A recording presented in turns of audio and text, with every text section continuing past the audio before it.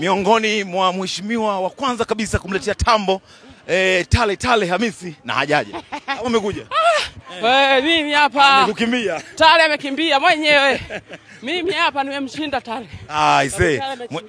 Kwema lakini mheshimiwa. Kwema habari. Mambo yanaendaje? Yanaenda safi kabisa. Umeona? Kilomita 5. Kilomita 5. Na unazimaliza? Nazimaliza zote na tumepata heshima kubwa sana. Ndio. Mheshimiwa Naibu Waziri Mkuu. Ndio. Dr. Mashaka Biteko. Ndio. Amefika. Tupo naye hapa. Ndio. Ametuheshimisha sana. Wana Mbeya. Sawa. Tale ameshindwa kujibu mapigo. Ulimwambia huwezi. Huwezi. Samii haliwezi. Na amekubali.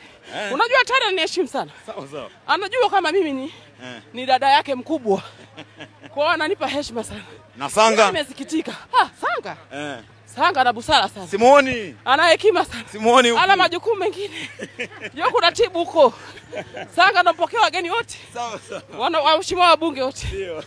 Ndio. Sawa. Mheshimiwa Suma Nyandomo yeye amethibitisha kwamba ni mbabe wa mheshimiwa Hamisi Tale baki Morogoro huko jamani, Kinole huko.